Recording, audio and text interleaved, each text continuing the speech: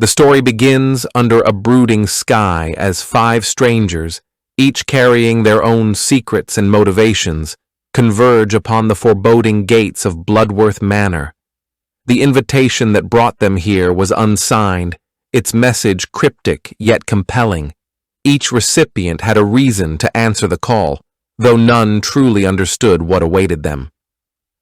Eleanor Bloodworth, the last living descendant of the manor's original owners, stands at the entrance, her expression unreadable. She wears an air of faded aristocracy, her once elegant dress now slightly frayed, as if time itself has worn her down along with the decaying estate. She greets the others with a practiced smile, but her eyes betray a flicker of unease, or perhaps anticipation. Jonathan Hartley, a journalist with a reputation for debunking supernatural hoaxes, arrives with a worn notebook and a skeptical glare. He's here for answers, convinced that the manor's infamous disappearances are the work of human hands, not ghosts. His invitation promised evidence of a long-buried scandal, one that could make his career. Dr. Evelyn Cross, a parapsychologist with a no-nonsense demeanor, steps forward next. She carries a small case of recording equipment, her sharp eyes scanning the manor's architecture for signs of the supernatural. Her invitation hinted at documented proof of the paranormal, something she's spent her career chasing. Thomas Grayson, a historian specializing in occult lore, adjusts his glasses as he studies the manor's Gothic spires. His invitation referenced a lost manuscript rumored to be hidden within the manor's walls, a text that could rewrite history. His excitement is palpable, though he hides it beneath a scholar's restraint. Finally, Lillian Voss, a self-proclaimed medium draped in dark silks, arrives last. Her invitation was the most direct, an offer to commune with the spirits of Bloodworth Manor for a generous fee. She claims to sense a heavy presence even before stepping inside, though whether she truly believes it or is merely performing remains unclear. As they gather in the grand foyer, the heavy oak door slams shut behind them, locked. The storm outside howls, sealing them in. Eleanor welcomes them with a rehearsed speech about the manor's history, but her words falter when a cold draft extinguishes the candles. In the momentary darkness, a whisper slithers through the air. "You shouldn't have come." When the light returns, the group exchanges uneasy glances. Was it the wind?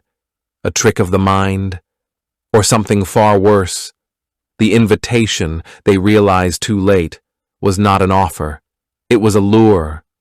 And now the manor has them exactly where it wants them. The moment the heavy doors of Bloodworth Manor swing shut behind them, the air inside grows thick with unease. The group barely has time to take in the grand, dust-choked foyer before a deafening crack of thunder shakes the walls, rattling the portraits of long-dead Bloodworth ancestors. The storm outside has erupted in full fury. Rain lashes against the stained glass windows, like desperate hands trying to claw their way in, while the wind howls through unseen crevices in the manor's ancient stonework. Jonathan Hartley, ever the skeptic, strides back to the entrance and yanks at the wrought iron handle. The door doesn't budge.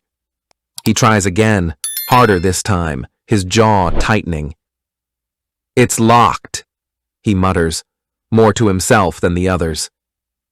Dr. Evelyn Cross steps forward, running her fingers along the doorframe, searching for a mechanism, a trick latch, anything. But the wood is smooth, unyielding, as if the manor itself refuses to let them leave. Lillian Voss clutches her shawl tighter around her shoulders, her earlier confidence wavering. "It doesn't want us to go," she murmurs, her voice barely audible over another roll of thunder. Thomas Grayson scoffs, but there's a nervous edge to his laughter. "Don't tell me you believe in sentient houses now," he says, though his eyes flicker toward the shadows creeping along the ceiling.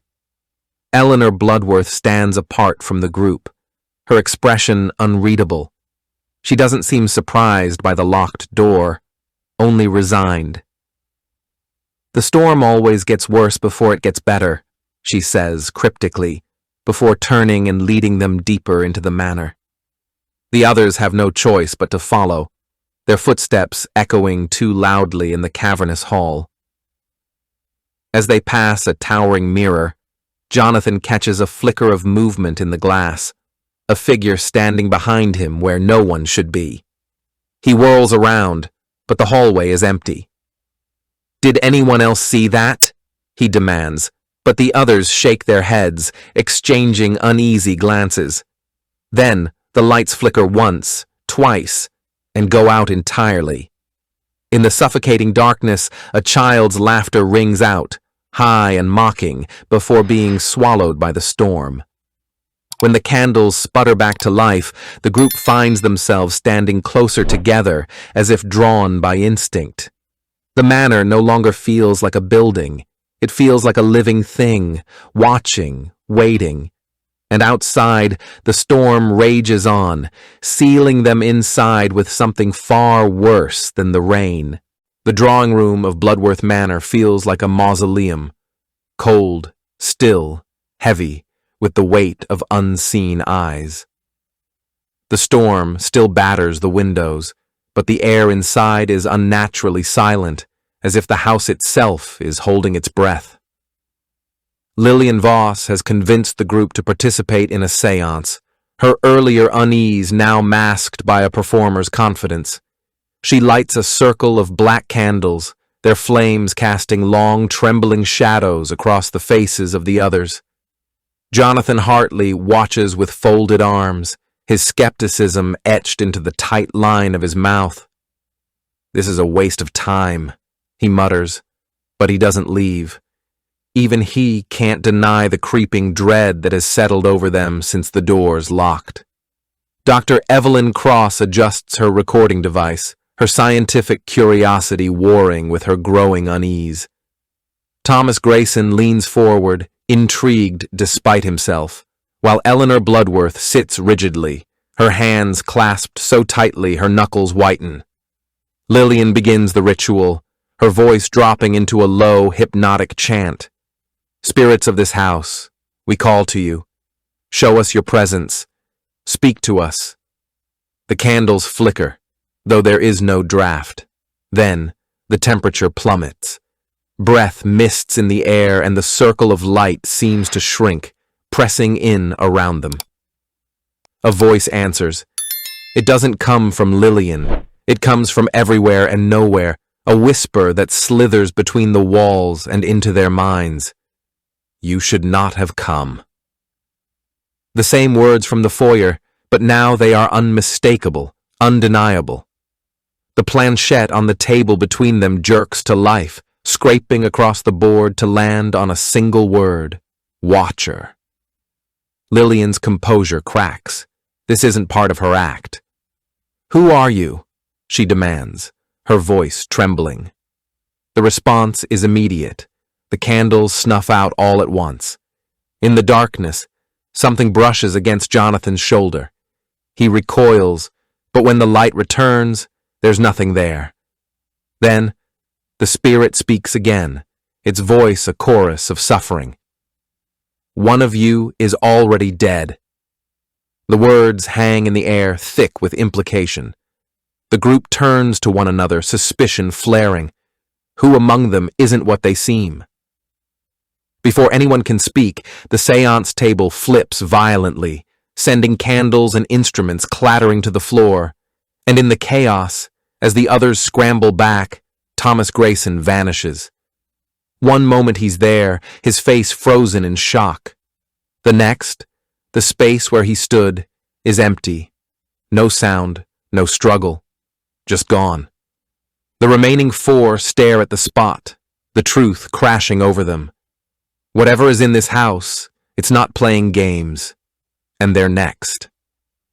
The disappearance of Thomas Grayson leaves the remaining guests in a state of fractured disbelief. The séance has shattered any lingering skepticism, Something inhuman walks the halls of Bloodworth Manor, and it has already claimed one of them. As the group scatters in uneasy silence, Jonathan Hartley retreats to the manor's cavernous library, his journalist's instincts driving him to search for answers where logic might still hold sway. The library is a relic of another era. Floor-to-ceiling shelves sag under the weight of leather-bound tomes, their spines cracked with age. Dust swirls in the dim light as Jonathan runs his fingers along the books, searching for anything that might explain the horrors unfolding around them. Then by chance, or perhaps by the manor's design, his hand brushes against a false panel in the shelves, a hidden compartment. Inside lies a journal, its pages brittle and yellowed, the ink faded but still legible. The name on the first page sends a chill down his spine. Eleanor Bloodworth, 1873. Jonathan's pulse quickens as he reads. The journal recounts the descent of Lord Alistair, the manor's original master, into madness and occult obsession. In meticulous, feverish script, Alistair describes a pact made in the manor's foundations, an agreement with a nameless entity he refers to only as the Watcher. In exchange for power, wealth, and immortality, Alistair pledged a terrible price. A soul must be offered to the house every 50 years. If the ritual is neglected, the manor takes its due anyway, feeding on those who dwell within its walls. The last entry is the most horrifying. The Watcher grows impatient. Margaret tried to flee, but the house brought her back. It always brings them back. I hear her screaming in the walls. God forgive me. I did not know it would demand her first. Jonathan's breath catches. Margaret, Eleanor's sister, the ghost in the mirror. Before he can process the revelation, a floorboard creaks behind him. He whirls around to find Eleanor Bloodworth standing in the doorway, her face pale, her eyes locked on the journal in his hands. You weren't supposed to find that, she whispers. And in that moment, Jonathan understands. Eleanor didn't bring them here by chance. She brought them here for a reason. The library's revelation weighs heavily on Jonathan as he leaves Eleanor standing frozen in the doorway, the journal clutched tightly in his grip. The manor seems to breathe around him, its ancient timbers creaking with knowing laughter. He needs to warn the others, but first he needs to understand what truly happened to Margaret. The hallway mirrors, once elegant decorations, now feel like predatory things. As Jonathan passes a gilded full-length mirror near the grand staircase, his own exhausted reflection stares back, until it doesn't. A flicker of movement. His reflection remains still as he stops walking. Then it smiles. Jonathan staggers back as the glass clouds over like a pond disturbed, rippling before resolving into a new image. A young woman in a tattered white nightgown, her dark hair matted with blood, her mouth stretched in a silent scream. She presses her palms against the glass from the other side, leaving crimson smears that begin to seep through to the real mirror's surface. Margaret. Jonathan breathes. The ghost's lips move. He's coming for you too. Behind her reflection, a shadow detaches itself from the darkness of the mirror world, a towering silhouette with hollow eyes that drink in the light. The Watcher. A hand clamps down on Jonathan's shoulder. He whirls to find Dr. Evelyn Cross, her face drawn with concern. Jonathan? You're white as a sheet.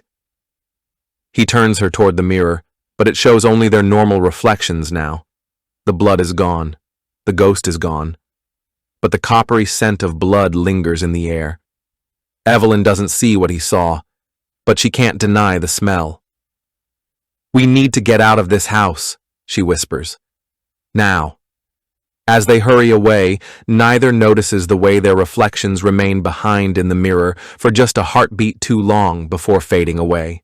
The air in Bloodworth Manor has grown thick with the scent of damp earth and something older, something rotting beneath the floorboards. Jonathan and Evelyn burst into the parlor where Lillian sits hunched over a scattered deck of tarot cards, her fingers trembling as she turns over the tower again and again. Disaster, upheaval, unavoidable ruin. Eleanor stands by the fireplace, her back to the room, staring into flames that burn too blue. The journal's revelations hang between them all, unspoken but deafening. Jonathan slams the journal onto the table, its pages falling open to Alistair's final entry. "You knew," he accuses, his voice raw. "You knew what this house does, and you brought us here anyway." For a moment, Eleanor doesn't move. Then she turns, and the firelight carves hollows beneath her eyes, making her look more corpse than woman. "I needed witnesses," she admits, her voice eerily calm. "The Watcher demands proof that the world remembers its power." Lillian makes a choked sound. "You used me." Her hands fist in her skirts, the practiced mysticism stripped away, leaving only a terrified woman who thought she was playing a con. "All that talk about contacting spirits, you just wanted me to draw it out." Eleanor's smile is a knife slash of grief. "It worked, didn't it?" Evelyn steps forward, her scientific detachment crumbling. "Thomas is gone. Margaret is trapped in the walls, and you—" She freezes, her medical eye catching what the others missed. "Your pulse." A beat. "You don't have one." The silence that follows is absolute. Eleanor doesn't deny it. She lifts her wrist, where the skin has begun to mottle at the edges, the gray-green of old bruises. "I died 3 days ago," she confesses. "The heart attack was sudden, but the house wouldn't let me go. It never lets us go." Her gaze flicks to the ceiling, where something heavy drags across the floorboards above them. "Not until it gets what it wants." Jonathan recoils. "You're one of them." "No," Eleanor whispers. "I'm its bait." And then the lights go out, not in a flicker, but in a suffocating instant, as if something has swallowed the electricity whole. In the dark, Lillian screams. When the candles gutter back to life, Eleanor is gone. Only her locket remains, coiled on the floor like a dead thing, its hinge cracked open to reveal a portrait inside, a young Margaret, smiling, unaware of the horror waiting for her. The parlor feels like a tomb after Eleanor's disappearance. The fire has died to embers, casting long, grasping shadows that seem to twitch at the edges of vision. Lillian's breath comes in ragged gasps as she clutches the locket, its metal icy against her palm. Jonathan paces like a caged animal, his mind racing through every horror they've witnessed, while Evelyn stares at the journal's final pages, her hands steady, but her voice hollow. "There's a way to break the cycle," she says suddenly. The others turn. She reads aloud the cramped, desperate script, a passage they'd missed before, scribbled in the margins like a confession. The Watcher may be bound if one with sight offers themselves freely. Not taken. Given Lillian's head snaps up. "A voluntary sacrifice," she whispers. The words taste like ash. Above them, the ceiling groans. Dust sifts down as something massive drags itself across the upper hall, closer now, hungrier. The candles flicker, their flames stretching unnaturally toward the doorway, as if drawn to the approaching darkness. Jonathan shakes his head. "We're not feeding it anyone." But Lillian is already standing.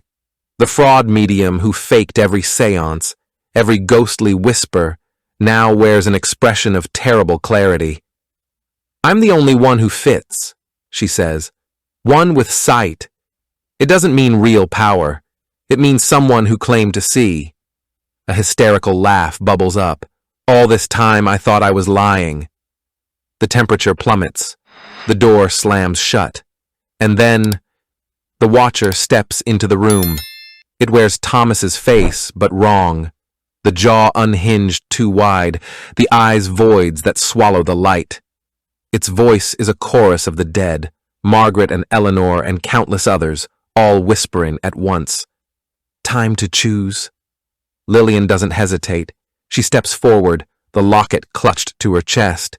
"Take me," she says, loud and clear. "Let the others go." For a heartbeat, nothing happens. Then the watcher's form ripples, its stolen face twisting in something almost like respect. Agreed. It reaches for her, and the world explodes in a maelstrom of screaming wind and shattering glass. Jonathan and Evelyn are thrown backward as the house itself seems to convulse, walls bleeding black ichor, portraits bursting into flame. Through the chaos, they see Lillian suspended in the watcher's grasp, her body rigid as the entity bends toward her, its gaping maw opening wider, wider. Then silence. The lights return. The watcher is gone. Lillian is gone. And the front door stands open, moonlight pooling on the threshold. The silence following Lillian's sacrifice is deafening. The manor, for the first time since their arrival, feels unnervingly still. No groaning floorboards, no phantom whispers, no flickering lights. Only the hollow aftermath of horror. Jonathan and Evelyn stand frozen, their bodies tense, as if waiting for the house to change its mind. The front door remains open, a sliver of moonlight cutting through the oppressive darkness like a blade. It's too easy. After everything they've endured, after the blood and the screams and the vanishing of their companions, the promise of escape feels like a trap. Evelyn is the first to move. Her fingers brush against Jonathan's arm, a silent plea to go now before it's too late. He nods, and together they sprint for the door, their footsteps echoing too loudly in the deathly quiet of the hall. As they cross the threshold, the air shifts. The oppressive weight of the manor lifts, replaced by the crisp chill of the night. The storm has passed, leaving behind a sky littered with stars. Too many stars, Evelyn thinks, their patterns unfamiliar, their light too cold. They don't stop running until they reach the wrought iron gates at the edge of the property. Only then do they dare to look back. Bloodworth Manor looms behind them, its windows dark, its silhouette jagged against the horizon. It looks abandoned, forgotten. But then, a flicker of movement in an upstairs window. A face, pale and indistinct, watching them. Jonathan's breath catches. Was that? Evelyn doesn't answer. She doesn't need to. Because at that moment, Thomas steps out from the shadows of the gate, his clothes torn, his eyes wild. "You made it out!" he gasps, as if he can't believe it himself. Relief floods Jonathan, until he sees the way Thomas's smile doesn't quite reach his eyes, until he notices the unnatural stillness in his stance, the way his pupils swallow the light. Evelyn takes a step back. Thomas. His grin widens, just a fraction too wide. And then the gate slams shut behind them with a final resounding clang. Thanks for watching. If you enjoyed this video, hit that like button, subscribe, and ring the bell for more. Let me know your thoughts in the comments. I'd love to hear from you. See you in the next one. Bye for now.